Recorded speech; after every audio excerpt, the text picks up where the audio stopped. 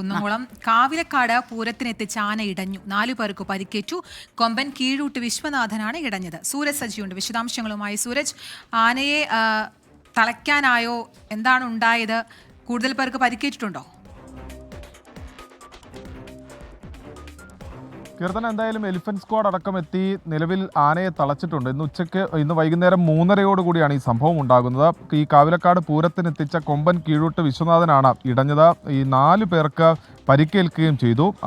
രാജേഷ്, അതോടൊപ്പം തന്നെ വിപിൻ, സുധീഷ്, ഉണ്ണി എന്നിവർക്കാണ് പരിക്കേറ്റത്. ഈ പരിക്കേറ്റ 4 പേരെയും കുന്നംകുളം മലങ്കര ആശുപത്രിയിൽ പ്രവേശിപ്പിച്ചു. പക്ഷേ ആരുടെയും പരിക്ക് ഗുരുതരമല്ല എന്നുള്ളതാണ് പറയുന്നത്. ചെറുപുഷ്പം കമ്മിറ്റിക്ക് വേണ്ടി എഴുന്നള്ളിക്കുന്നതിനായി എത്തിച്ചതായിരുന്നു കൊമ്പൻ. പക്ഷേ ഇതിനിടയിൽ ആന ഇടയുകയും ഈ പാപ്പാന്മാരുടെ നേതൃത്വത്തിൽ ആദ്യഘട്ടത്തിൽ ഈ ആനയെ തളയ്ക്കാൻ വേണ്ടി ഒരു ശ്രമം നടത്തി. പക്ഷേ ഈ ആന അതിന് വഴങ്ങിയില്ല. പിന്നീട് ഈ നാട്ടുകാരും അതോടൊപ്പം തന്നെ പാപ്പാന്മാരും എല്ലാം ചേർന്ന് ഈ ആനയെ തളയ്ക്കുകയായിരുന്നു. ഈ ആനപ്പുറത്തുണ്ടായിരുന്നവർ ഈ താഴേക്ക് ചാടുന്നതിനിടയിൽ, ഇതിൽ 2 പേർ ആനപ്പുറത്തുണ്ടായിരുന്നവരാണെന്നാണ് പറയുന്നത്.